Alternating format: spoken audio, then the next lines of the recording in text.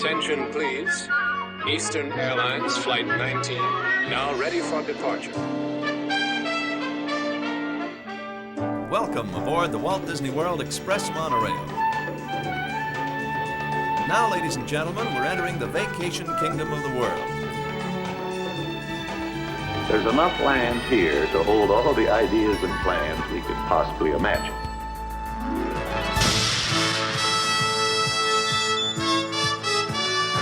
We call it Epcot. Will be our experimental prototype city of tomorrow. Welcome to another episode of the Retro Disney World podcast, taking you back to the vacation kingdom of the world, the way it was, and the way it is in your memories. All right, welcome to another edition of the Retro Disney World podcast. This is episode 37.5, entitled Working with the Waves. So a few months back, we had the privilege of talking to Bill Tyson, Pat O'Neill, and Chuck Breibart. And this was all about their time at Walt Disney World, and more specifically around the Polynesian Resort, the Wave Machine, and their participation in the Mike Douglas Show back in February of 1976. So we recorded this probably about a month or two ago. And so this was recorded as a conference call, so the audio isn't that great. But we've done what we can to bring this to you, and I think you're going to find their stories quite enjoyable. All right, well, we've got a large conference call going on this month. Not only How, JT, and Brian and myself, but we also have dialed in here is Bill Tyson. Hello, Bill. Hello. And Pat O'Neill. I'm there. And Chuck Breibart. How are you doing tonight, everybody? Yeah. Doing very well. Excellent. So we got all you guys together because it's our understanding you've got some information on the infamous Wave Machine. We've talked about this machine over a number of years. You guys actually surfing it. We've been trying to dig out episodes of the Mike Douglas Show, and I understand that some of you had something to do with that as well. Before we go too far with the Mike Douglas Show, I will say that Brian and I were trying to retrieve copies of it so we could surprise you with maybe even see yourself on TV from 40-some years later. But sad enough, well, Brian, how much did they want per episode for licensing? And it wasn't even for public consumption. $10,000 per 30-second clip. And if we weren't we weren't allowed to sell that or display it, we would have just been able to use it in a program we were putting on. But they said with those levels, it wasn't even worth. They didn't even have the staff to look and see if they still had those programs because apparently CBS laid off like 80% of its archival staff the week before Christmas. So wow. And they're what were they on? They're on 2-inch tape too, right? Reel-to-reel 2-inch tape. They are on 2-inch reels, yeah. Which so they're like in the background of old 1960s sci-fi things when they had those giant magnetic wheels. That's right. That's only what Chuck is thing. That's the stuff. It's not even if you work at CBS or you know anybody, please contact us with a hookup. Absolutely. Yeah. We gotta find out. And if you're at any garage sales and you see some VHS or Betamax tapes that says Mike Douglas Show, please just buy them. We'll check them out later. So I know Hal and I have a lot of questions. We've been having the Polynesian episode here. We're going to go back. So, Bill, Pat, Chuck, let's go over each of you, some of your experiences down there and what landed you, in the resort and what your general job function was there. So, Bill, okay. This is Bill. You want me to start? Yeah, please.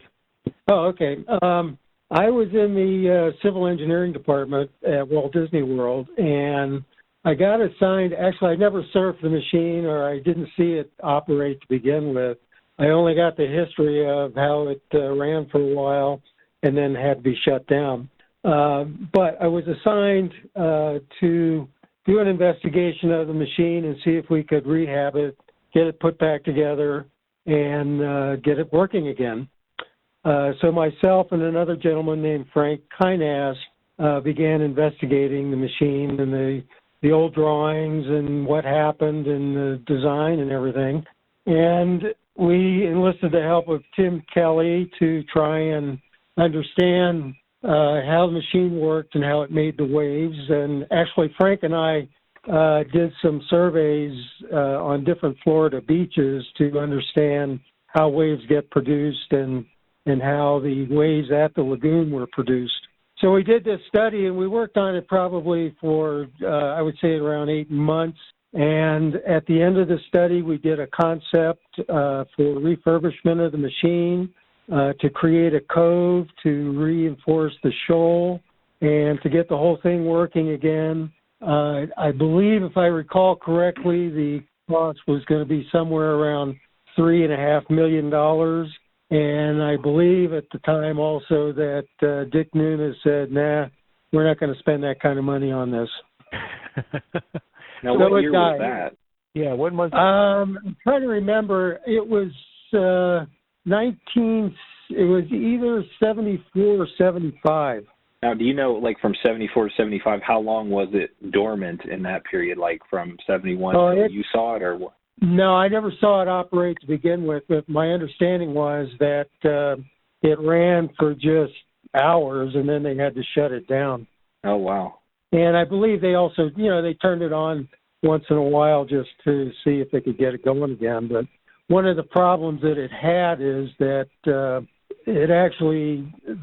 workings of the machine, the way it worked, the foundations of the machine were not adequate, and it actually kind of destroyed its own foundations. It was like self-destructive. Yeah. Now, Bill, did that one work on the same principle as Typhoon Lagoon, where they would fill the water tanks up, and then that water would be let go, dropping down to the bottom, gravity pulling it down and coming out on the bottom? No, and actually, I got assigned as the project engineer for Typhoon Lagoon. Mm-hmm. So I was on that project, and we actually avoided the concept that was in at the Polynesian. Okay. The one at the Polynesian was basically a large flap, if you will, that flapped back and forth, and it created a series of 3 waves that, when the 3 waves got to the shoal next to the shoreline or near the shoreline, they would sum and create one large wave. Curious, now, I mean, this is kind of unrelated, but when you were like doing the Typhoon Lagoon thing, did the Polynesian ever come up with somebody like, yeah, don't screw this one up like the Polynesian one was? Actually, the head of WDI project management said, don't repeat this, but we don't want to repeat Dick's wave machine at the Polynesian. Oh, wow. Yeah, interestingly enough, after Typhoon Lagoon was open, we had a party, and Dick attended the party, which was kind of nice. And I've met Dick several times before, but at this party, I was introduced to him as the person leading the team that finally got a wave machine that worked. Oh, no. So I became very small at that time, and I kind of cringed a little bit, but he was okay. Now, what from the old design really caused those foundations to crack? Was it the weight of that water sloshing back and forth with that paddle, or? Yeah, it was the forces generated by that flap or that paddle, if you will, moving back and forth, just transmitted right down to the foundation, and it was just too much.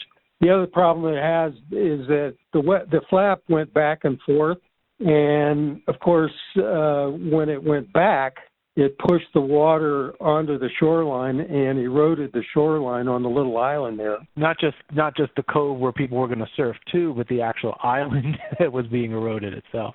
Yeah, it was being eroded, and there were one of the first fixes was to reinforce that whole shoreline with gabions. Gabions are mesh cages filled with rock. So they did that, and that prevented that. But then the other thing that happened is when the shoal near the shoreline was built, there was a very finely graded imported sand covering the shoal. And I think the machine ran for about 3 hours and washed all of that sand off of the shoal into the lagoon.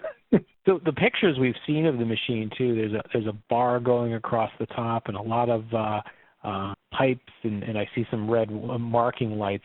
What is the visible portion that we were seeing there of the machine? Was the flap underwater, or was that actually the top of the flap that we were? Yeah, you could see the top of the flap, and then I don't know if you could see the pipe. I'm trying to remember I believe the flaps were actuated with hydraulics. Okay. Yeah, there's a big. I'm looking at a picture of it now. There's a big, large pipe running with these different stanchions underneath it, and then there seems to be a gantry or a catwalk of sorts in front of it. That's really interesting. So were you involved in any of the dismantling, or do you know how much was actually left and dismantled? I mean, people say, oh, look, there it is, but it's those rock walls that are kind of still left there today. No, I never got involved in dismantling it. Once we presented the concept and the cost, and then it was decided not to do it, then I didn't have any involvement with it. Right. So the interesting thing that we learned, and how we want to give a little background on what we learned at the D23 this past year, how old ideas never go away, and how obviously now we have a direct link from somebody who worked on a possible wave machine enhancement over to Typhoon Lagoon, which mirrors some of the paper or some of the drawings and stuff that we saw that made its way to Typhoon Lagoon. Yeah, so they presented pretty briefly on screen a plan that someone had to actually separate that section of water out from the rest of the Seven Seas Lagoon. Basically, they said the problem was that exactly what you described, so that shoal was getting washed away.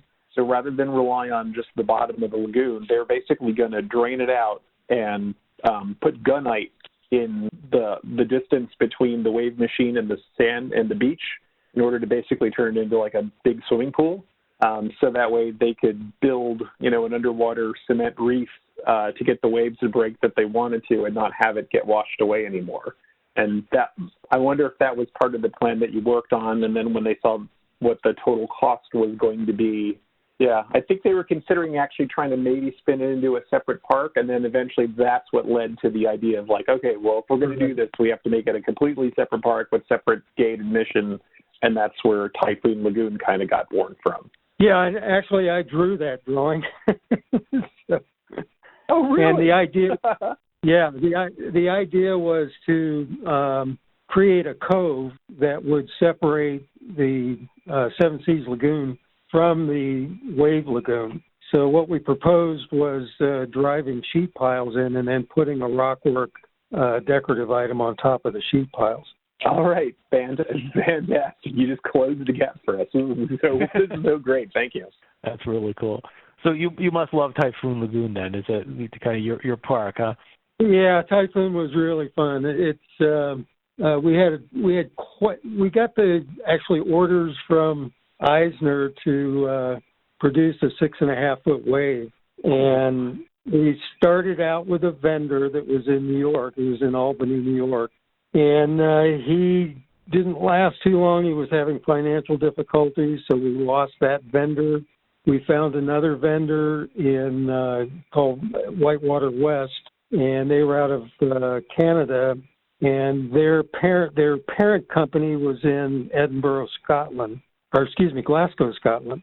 So we did our wave testing and research at Edinburgh University, and accompanying me I had Ben Schwegler, who's I think he's still at R&D in WDI. So we did our wave testing at the Wave Research Laboratory in Edinburgh University, and then the machine was actually produced in Glasgow, Scotland. Wow, that's quite a distance to cart that thing back over. Yeah, and you know how the Scots are with their surfing. Yeah, it was kind of interesting. One of the things that happened after we started doing the test and adjust on the machine, actually I was out on the lagoon, and Frank Wells came by, and he asked me if he would be able to go into the top where the water is loaded up about 18 feet high, and then would he be able to drop into the pool through the gates? Oh, my gosh. I told him, I told him, I said, well, yeah, you could probably do that, but you're likely to come out hamburgers. So. Oh, man. Oh. Well, you've created not only an incredible park over there, but the whoosh sound that gets the crowd screaming every couple minutes is awesome. Yeah. So, and I will say my family and I, we love the water parks. We've been to Blizzard Beach once. I can't count how many times we've been to Typhoon. So, job well done. And were you there perhaps when the Mickey Mouse Club, remember this guys, recorded their special music video on the opening special? Do you remember that, guys? Does anybody remember that? Not Typhoon Lagoon? Yeah, dead silence, I think, maybe on that one. Okay. No, I do remember I was there for an event where they had quite a number of, they had Frida Zamba and quite a number of well-known surfers there, and all the surfing magazines, and they were all interviewing them, and we were running the machine for them. Another little story with Dick. During the press events, we had press events for Typhoon Lagoon and Pleasure Island, and also I believe the studio. Well, maybe it wasn't a studio, but anyway, the press event for Typhoon Lagoon. What we were supposed to do is Dick was going to be going into the pool and going where the wave comes out, and then he was on a raft, and we were supposed to crank out a wave, and then Dick was going to surf on the raft to the end of the pool and then come up and be interviewed. So we didn't have the machine quite automated yet on the computer, so there was some manual stuff that had to be done on the computer to get it going. And I had a guy back in the machine room on the radio, and I was going to give him the cue, and he needed 15 seconds to get the machine to crank out a wave. So I had a specific word I was going to listen for Eisner speaking, and then when I heard that word, I would call back to the guy in the machine room. He would crank it up. 15 seconds later, a wave would come out, and Dick would surf in. So what happened, I got the cue. I called the guy in the machine room, and 15 seconds goes by, and nothing happens. 20 seconds goes by, nothing happens. So nothing happened at all. Dick got impatient. He went ahead and paddled into the end of the pool, and just as he got out of the water at the end of the pool, the wave came out. He just paddled his way. I was going to say, Bill, I really appreciate it because this is really, tied together a lot of loose ends. This is Chuck, and I started at the Polynesian in June of '74, and we were talking about the experiences at the Polynesian on the beach where the waves broke. The recreation department at the Polynesian, which I was hired as a lifeguard in the recreation department, but that meant everything from renting the little boats to lifeguarding the beach, to lifeguarding the pools, and sailing and driving the ski boat, whatever.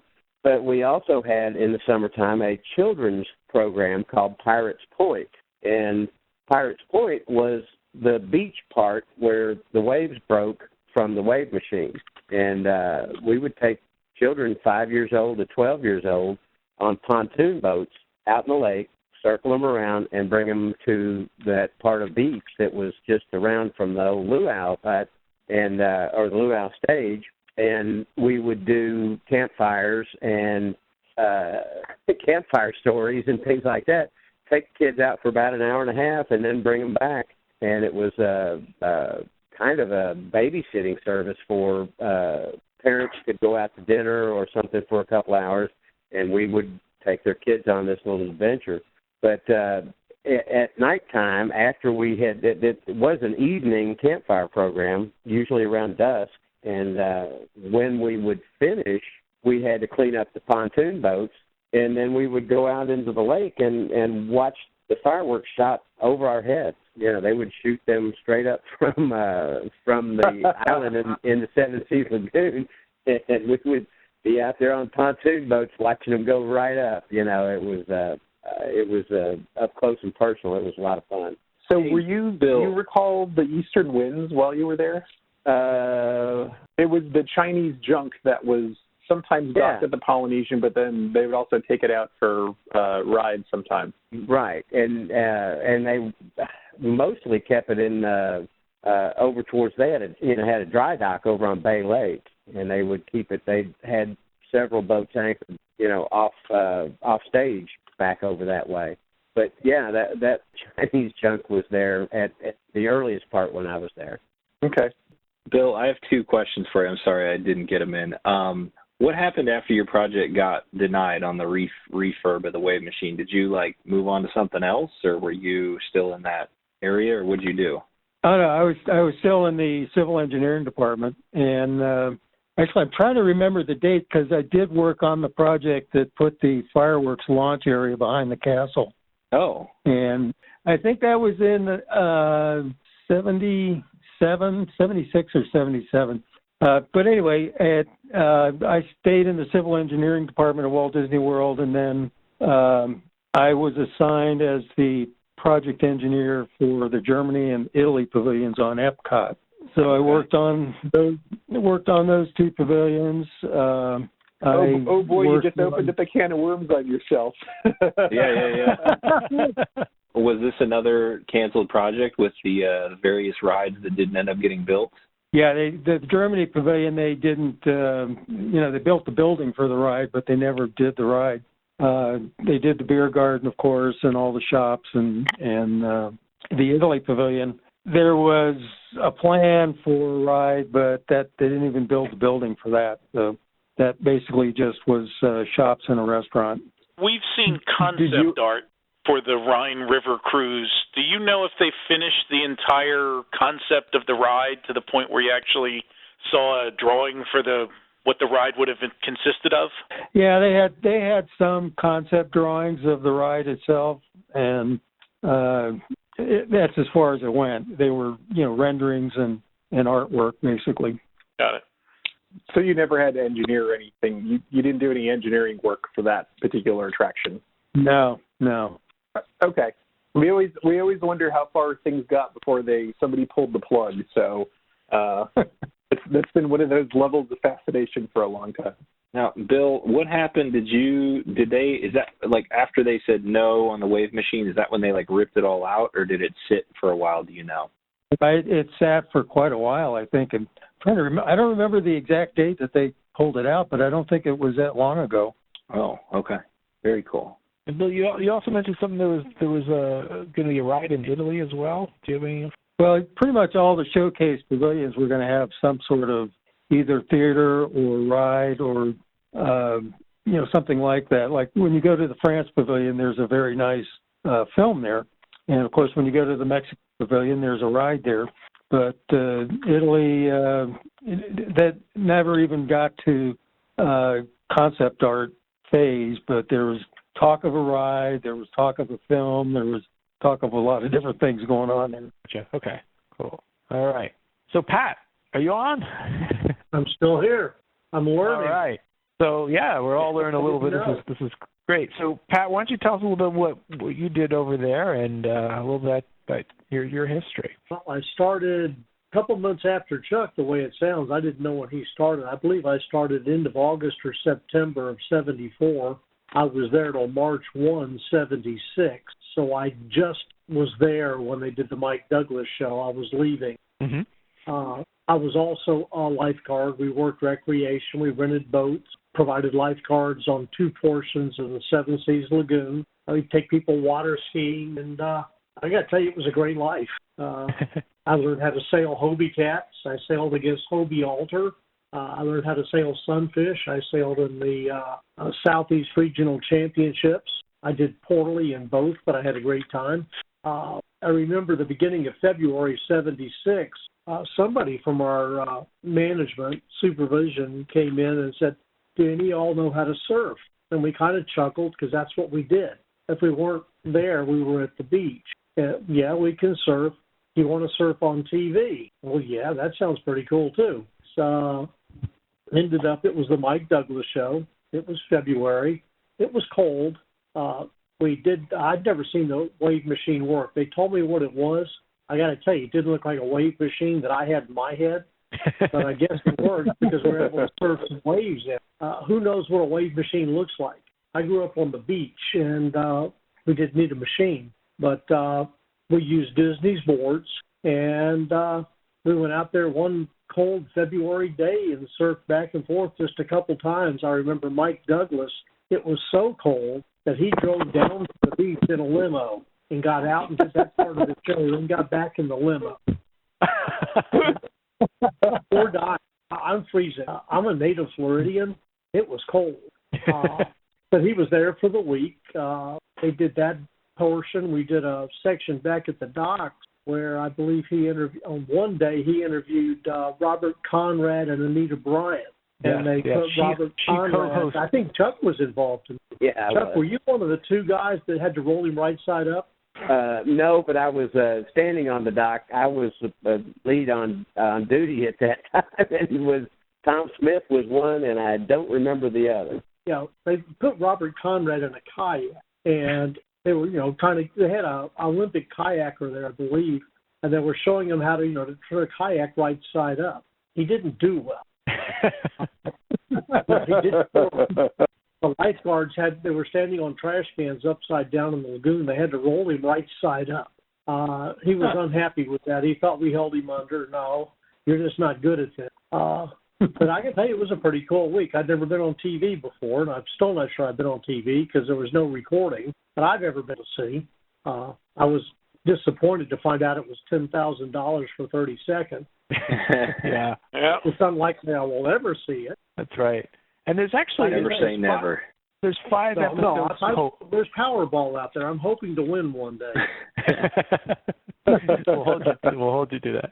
So, yeah, there were 5 episodes of the Mike Douglas Show down there. Apparently, I'm looking at the TV.com has a great thing showing the episode numbers and everything. It was February 9th through the 13th. Anita Bryant co-hosted. And, yeah, Robert Conrad, that was the first day, actually, with Scatman Crothers. Annette Funicello was on that episode as well. Yep. And throughout the week. Yes, she was. I forgot about Annette. Yeah, and throughout the week, it's kind of hard to forget her when you're 24 years old. But they had a tremendous number of guests that week. Looking at this, not only Annette, but Tommy Cole, Bobby Burris, and Cubby O'Brien and Darlene were also there on Friday. But then you've got Dean Jones, Sam Snead, the professional golfer, astronaut Gordon Cooper, Phil Stiller made 2 appearances. The Spinners were on there, and comedian Pat Cooper. So, I mean, it was a star-studded packed week. And as we've talked about in the past, in today's world, you can tweet and see and Facebook all your favorite people and those famous stars you're following. But this was really a way to get a lot of these people out there into the mainstream. So how many of the episodes were you on? Was it just that first one, or were you on through just the one day? I never left the Polynesian. Gotcha. They did the others elsewhere in the kingdom. So if there's one that we have to get, then it sounds like it's episode 106, the one with Robert Conrad. That sounds like the holy grail of holy grails. Surprised that nobody at Walt Disney World has any videotape of that. I don't remember seeing any other cameras. I mean, we're talking 1976. There's not a lot of nobody had a cell phone with a video. Yeah. Right. Cameras back then were my father had one, but you just didn't see them. Yeah. I watched that week. I remember distinctly watching the show, so I saw you guys. How? You only had your Betamax going in 7. Actually, no, I know. You were ready. I'm like, how old would I have been? Like 76. Yeah. Okay, yeah. So I would have been, let's say I was born in 68, so that puts me at 8. Yep. The show either came on before I went to school or after I came home from school. And so I distinctly remember that. I remember Scatman Crothers, and I remember I believe they put Mike Douglas on Space Mountain and had that rig where they would put the camera in the first car and shoot backwards so they could actually film him on the ride. And I just remember thinking, like, that is the scariest looking ride in the world. I believe Mike Douglas came on at 4 o'clock. My mother watched the episode. I told her I was going to. Then I definitely would have been home. Yeah. And what time did they actually film you? Was it earlier in the day, I assume? It was earlier. I think it was in the morning. I know it's cold as hell. I think it was like 9 or 10 o'clock in the morning. It wasn't 5 o'clock in the morning, but it was before noon. It was, but I got to tell you, I'd seen the machine. They told me what it was, and then when they asked me if I wanted to surf it, what an opportunity! So you said you started Did you start surfing on the east coast of Florida? Is that where you got your experience? Right. I grew up about 40 miles north of Disney in a town of Sanford. And as a kid, we went to Nunis on the beach, and we would there were 1 or 2 surfboards, and everybody else, we'd get a bunch of people. And New Smyrna at the time was undeveloped, and we'd go there and spend the afternoon at a bonfire at night as kids, and then go home. I didn't get a surfboard until probably 1972. And I learned, I did a lot more surfing then. I bought a used Hobie for $10, and now it's worth $1,000. How was that better than gold? Pat, how did Disney's boards compare? What did they provide you at this era? They had Disney logos on. They were no kidding. I think they were custom made. I'm guessing, but they were wider and thicker than a typical board because we were in fresh water and it's not as buoyant. Okay. And what were the waves like? They weren't necessarily surfboards. We used them for water rescue. Okay. I know what you're talking about. Right. I was going to ask, are they like over 6 foot long? I'm guessing they were longer than 6 feet long because they ain't a 6 foot board keep me above water. Right. And I got a 9'6" board now. So they were probably just they had to be more buoyant because the fresh water you would sink, and we were able to surf on those waves. Pat, can you run us through how it worked? Was it planned like each wave, or were they consistently coming out, or how did that work? And then kind of describe what were they like? How big? When did they break? That sort of thing, if you can. They were a couple feet tall. I'm not sure. I think they broke somewhere closer to the beach, but they weren't extremely tall. They weren't 6 foot. No. Not in my mind. I'm 5'10", and nothing was over my head. We didn't have a timing. In other words, we didn't know they were going to send the wave. They just kind of like the beach. A good wave happens when a good wave happens. I believe there were 4 of us there, if memory serves me correctly. Okay. And did everybody get up pretty easily, or were they not very rideable? No, they were rideable. That was one part that impressed me. I couldn't figure out why we didn't do this more when we got done.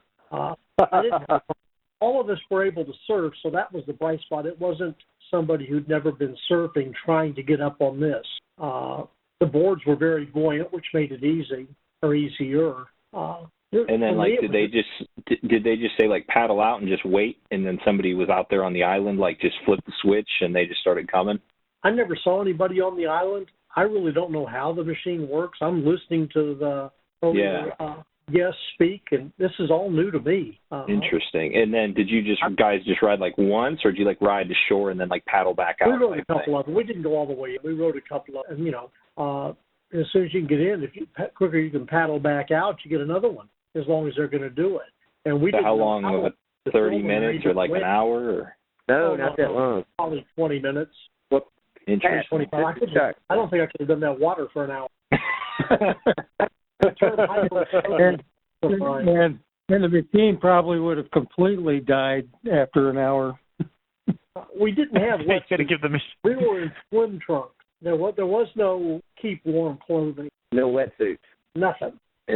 And then as far as the camera goes, were they just on shore, or were they waiting in the water or something? I'm pretty sure they were on shore. They had some memory serves. They had some decent cameras. I don't remember anybody in the water but us. Of course, we weren't the smart ones. Yeah.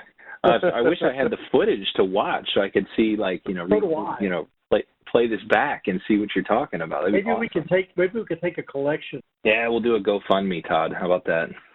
Hey, I'll give it a whirl. You never know. You never know. But I feel blessed that I left Disney on March 1, joined the Florida Highway Patrol, and had they done this a month later, I wouldn't have had the opportunity. So, and I always saw it. They always told me what it was, but yeah, right. And to be able to see it, that was cool. To be able to surf it, that was even cooler. Who were the other 3 guys with you? Do we know who they were, guys? I think Tom was one of them, but I do not remember the others. There were a few more than that, actually, that I remember, because there were several from the Poly, and there were some that came over from the Contemporary of lifeguards, several of the lifeguards. and they had a bunch of us. Do you remember they filmed us running on the beach out, with our boards and hitting the water and paddling out? And they used that segment on going to and from commercials. Most of that day was the group running out to the water, running from the beach out to the water. But of course, we're talking almost 40 years ago, or about, so. But it seemed to me like there were maybe more like 8 of us altogether. There could have been. So we might be able to find that clip if it was used multiple times. I know Tom Hinson was one that I think he was going to try to join, and Kathy couldn't be here tonight, but she said, yes, the wave machine. She says she got to try it out after installation. Fun day, because I think she worked there very early on. Yeah, we'll have to give her a call at some point. Well, and one of the things I remember, Pat, do you remember the noise that machine made when it would create these 3 waves? It would go bang, bang, bang.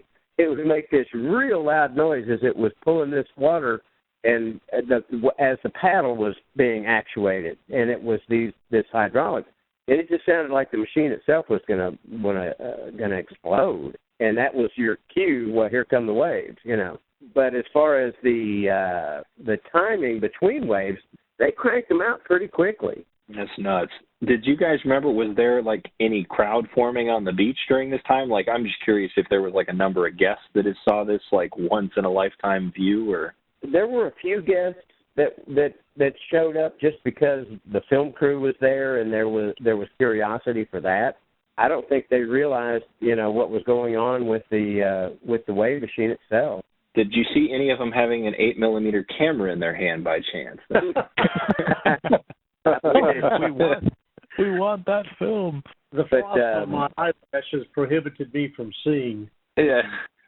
One place you might check, because at the time, a gentleman named Tim Kelly was running the ride and show engineering group at Walt Disney World in the shops area, and we used his group and a couple of divers to do some underwater investigation of the machine and also the shoal and everything. They may have some film footage in that group archive somewhere. Tim is no longer there, of course, but it might be a place to look. They're willing to share it. We're willing to look at it. We'll have to dig.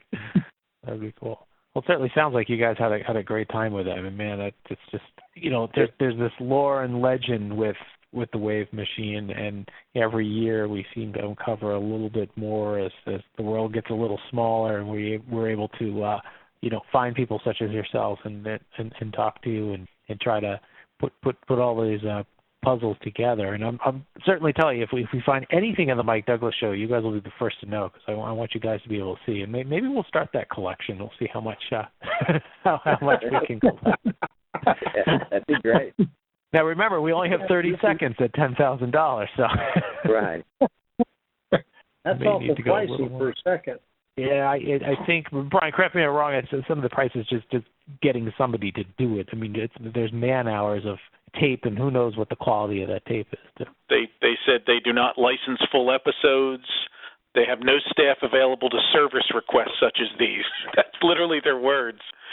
Well, what would it take to get Disney to ask them to play an episode on the Disney Channel, right? You probably have to buy CBS. Yeah, that's right. Or at least ABC. At least the rights to the legacy of the Group W Productions, which is how they ended up with this. So it's amazing how much Americana television is probably going to be lost to this type of stuff too. It's amazing what's considered good reruns and what's pick and choose what's popular. So I actually saw them operate it more than once. Okay, good. I was in the water with Pat at the Mike Douglas show, but they had done a few trial runs and they had done a few modifications at different times, and they would crank it up, rarely run it for more than 20 or 30 minutes. But it was kind of a big deal because as we were the marina operators at the Polynesian, and we had to keep the boats that we rented out of that area. So they had a marine security. They had a big cruiser boat, and 41-foot strike. Yeah, with Wayne Mitchell was the head of marine security, and they would have marine security out, and then the Polynesian recreation host would send a couple of guys out in Boston whalers to keep the rental boats out of the area where the waves were coming through. And so, we would have to provide a little extra security to keep the rental boats out of that area, and patrol that area for time. But it was it always seemed to be a major undertaking. There would be, a large group of Disney executives and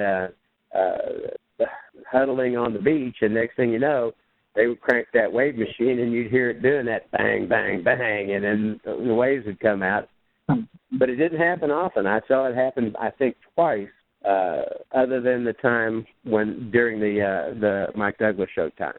You know what I paid to see? I paid to see a bob around boat getting whacked by one of those waves and just watch them try to. Right. Well, I don't think I ever saw a wave out of that machine over 3 foot. They might have been 3-footers. Did you ever see a bob around boat? Yeah, did you rent the bob around boats, and did you drive one? Because that's another kind of legend, and there's so few photos of it. We saw where was it? We saw one the other day. The bob around made it all the way to the entrance of the Magic Kingdom. I can't imagine not breaking down, or it must have taken an hour and a half to get there. Well, what can you tell us about the bob around? At the Polynesian, when I was there, we didn't rent the bob arounds. We rented a little speedboat called Aqualark, and it had a Mercury gas-powered Mercury outboard motor on it, about a 9 horsepower, something like that. And they were pretty quick little boats. We rented those. We rented some sailboats, like Pat mentioned earlier. We had a couple of Hobie Cats. We had a couple of Sunfish sailboats and some sloops. And we would rent those boats, but the Aqualarks were the most popular thing. They were maximum 2-person little speedboats. Were the outrigger canoes gone by then? I'm sorry? Say it again? I was going to say, were the outrigger canoes gone by that? Because I know at one point they had rented some outriggers. And actually, they had the outrigger canoes, but they didn't rent them. They no longer at one point early on, when they did the Luau show at the Polynesian, when they first started that, they had a bunch of the Polynesian entertainers paddle those outriggers up onto the beach over by the Luau stage, and they opened the show by paddling these outrigger canoes in, and then at one time they had I remember a competition that was a race, kind of like wasn't there a canoe race over in the Magic Kingdom at one time? Yes, I did. Yeah, well, we did a thing with the outriggers, too, over at Polynesian one time, but they didn't rent them out. They just kind of had them there almost like a decoration. Pat, did you see any bob arounds or no? No, just the Aqualark. We didn't have those. That's probably the boat they're talking about. You would have, even if you rented one from another hotel, you'd have never gotten it. It would have been a hike. But the little yellow Aqualarks were, on a good day, they were everywhere. We had a number of them. They were fast little boats. A full-time gig.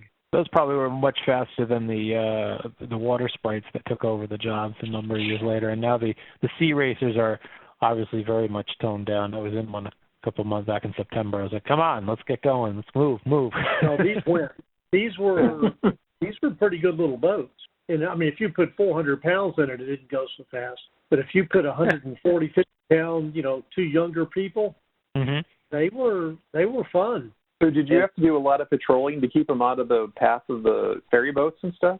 No, they would get right in the path of the ferry boats. It's amazing there weren't more collisions. Actually, the operators.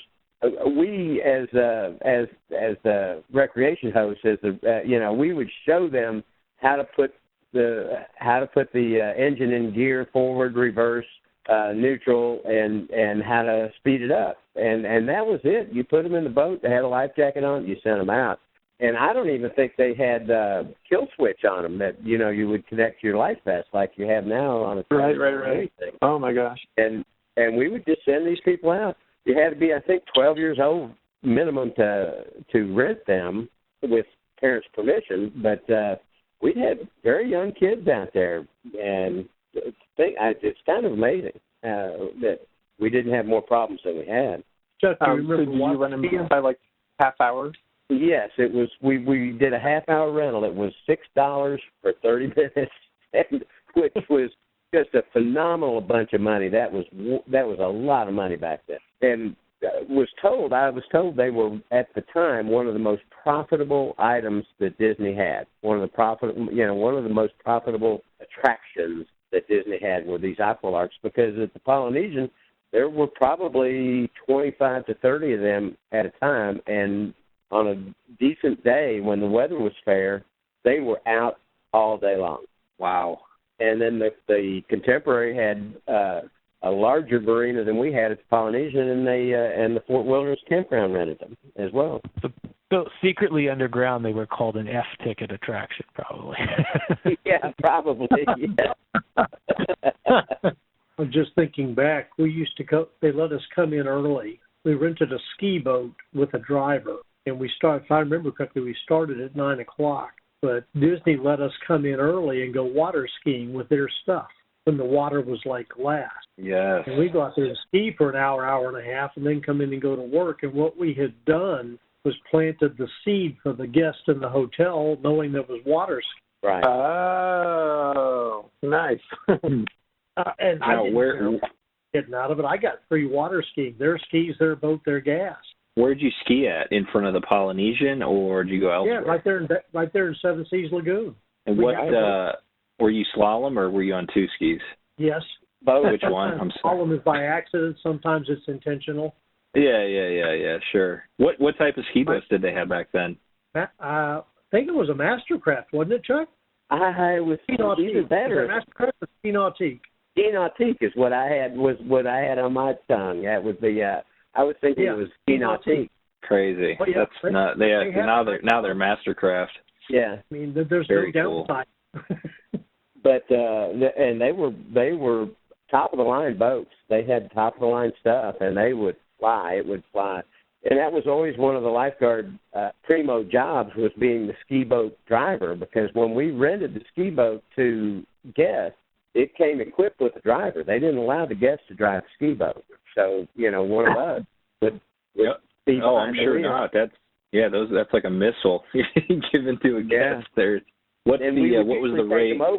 We would take the guests over to Bay Lake, because you had a lot more room there, and you could get them out where you didn't have near the boat traffic, because we had the transports over to Magic Kingdom, the ferries over to Magic Kingdom, as well as all the other stuff out there, So did you guys do any of the ski boat stuff with the like you'd see the characters skiing, or who managed that? Like said, hey, we need a Mastercraft or a Ski Nautique for Pinocchio to go skiing. What happened?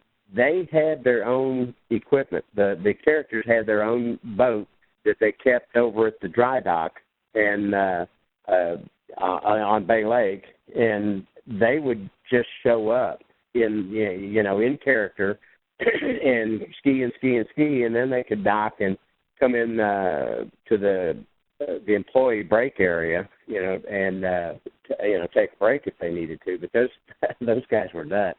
But Donald Duck and Goofy and Pluto were regulars over at the Poly. What was the frequency of that? Like, how often would you see that on a regular week? Typically a couple times a week. They would come by a couple times a week, and because the same guys that did the characters did characters in the Magic Kingdom or in the hotels, or did appearances elsewhere. So that was just part of their gig. But these were guys that were had been trained or had experience as a water ski person. That's crazy. I just imagine that now. Like, Goofy just parks, drives off, and walks to Main Street. It would just never happen now. No. But they would come right up on the beach at the Polynesian and dock the boat. The skiers, would have the ski boat bring them by close, and they'd actually just come land right at the beach, and then the kids would come up and swarm them. That's before the lawyers got a hold of them. Yeah, no doubt. Very cool. Well, we had some great times. I got to tell you, great times. Yeah, it was a good time to be a cast member and to be in recreation. You guys, can't imagine. We were our costume was a bathing suit and a white wash shirt. And sun visor. If we needed a place to put a name tag, because everybody had to wear a name tag, you wore a sun visor and you put your name tag in the center of your sun visor. And we had a white polo shirt. We had a white polo shirt if we were really wanting to dress up, but we wore a red bathing suit, Laguna bathing suit, and that was our uniform. I was waiting for you to say we just. Go ahead, JD. Go ahead. No, I was going to say I was just waiting for them to say they just had to pin it to their chest. That's yeah. But I've seen pictures of the contemporary hotel white polo with the big red contemporary logo on over the one chest piece. Oh, right. Was it the same with the Polynesian logo in like green or something? It was. Over there? Was a white. Yeah, it was a white polo shirt with the Polynesian logo on the left breast. Cool. I saw an old diagram of the layout, and it looked like there used to be a like storage for the sails, like in the back part of the outrigger building over by sort of like Captain Cook's and stuff. It was. Do you remember having? Yeah.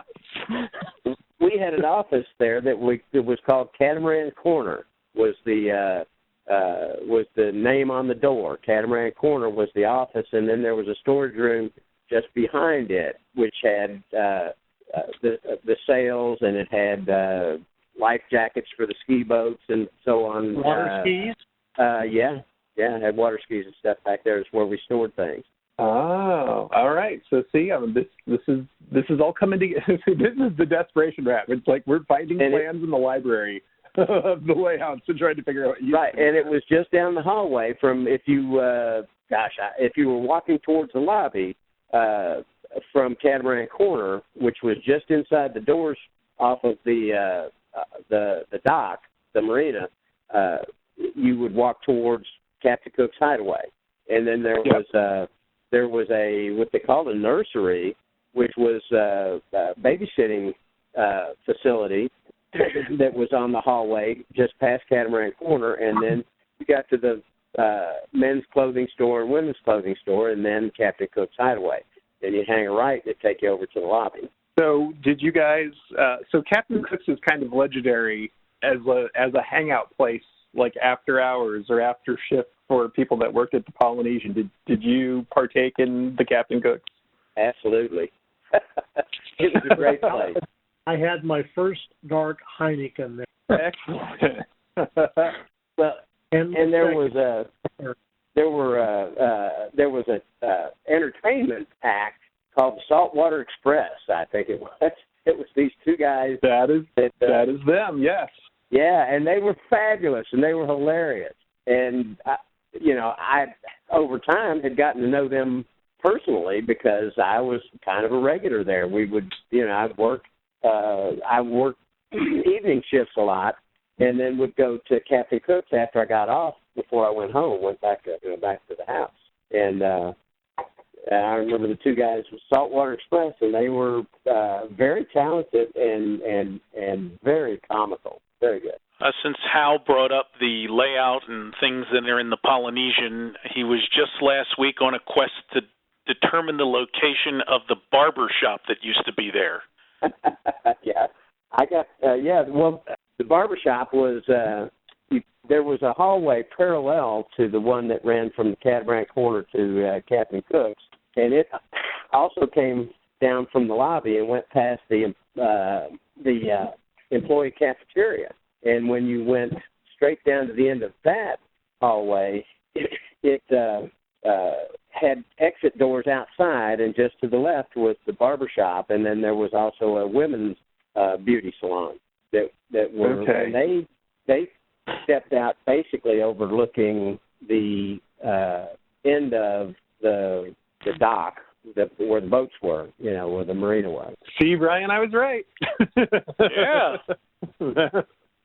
I knew they did an expansion to sort of the back of house, and that seemed to be the only logical place that the beauty parlor and the barber shop would have been, was back out there. So it's weird. They're just like sort of these random offices now that I don't ever see anybody ever come in and out of. But and after you pass the beauty salon, then you hung a left and you went up to wardrobe. That was where the offstage area was. You hung a left and went up to wardrobe, and then went up to locker rooms where you changed. So Captain Cook's, I think what we think we know is that it started out as being indoors only and quite small, with the bar in the back and then some seats. But it looked like it expanded onto the patio at some point. Is that true? Not in my time. Okay. It was just indoors, and Yeah, it was very small. I don't think it had a capacity of maybe 40 people, and that's bar and table. Yeah. So so where were they? So in relation to the bar, where was the stage that Saltwater Express would perform on? All right, this is memory from a long time ago, but the sure, yeah, you're gonna.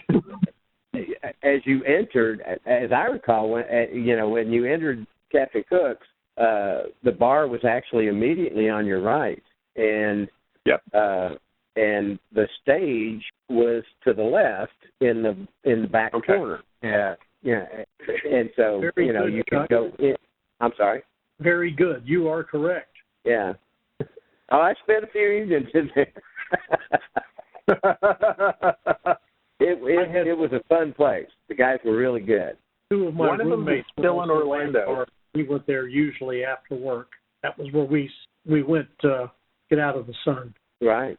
I wish Charlie Jernigan had gotten on this phone call. Yeah. All right. Well, I think I'm out of questions now. Okay. Well, when you get onto the other Polynesian topics, there were other things that were kind of memorable, like when they had the golf tournament, and a lot of the golfers stayed at the Polynesian. There were, pretty wild things, and of course, I'm sure you guys know all about the John Lennon visit. That was during the time frame when I was. Yep. Yeah. Yeah. Apparently he was smitten with the monorails too. He loved riding in the front, is what we've heard. Yeah. Well, and legend has it that John Lennon signed the papers that officially dissolved the Beatles when he was at the Polynesian. Yeah, which is interesting. We just have to figure out what room it was. Right. I could almost take you there. I mean, we figured it was probably in one of the club level rooms, in Valley High, but which one exactly, of course, is the killer question. Yep. Yeah. Well, I don't know how to get a hold of him, but I remember we had one of our assistant supervisors from the front desk that actually had to take him notes a couple of times. Calls had come in for him, and he had to take him notes, and actually got to meet him, speak to him, and he would know exactly what room it was. I just don't know if I can get it. Well, that would be something. Yeah. Huh. Who is this friend of yours? Well, his name was Git Darby. Darby was his last name, and I think his first name was Git, Git, but I think that was a nickname. All right, well, it's something. Yeah, and he was the one that told me, which he wasn't supposed to tell, but that John Lennon was there, and kind of pointed out, where he was and where he was staying. That's fantastic. All right, who's going to go and try to troll the guy? We'll see if we can find him on Facebook, I guess.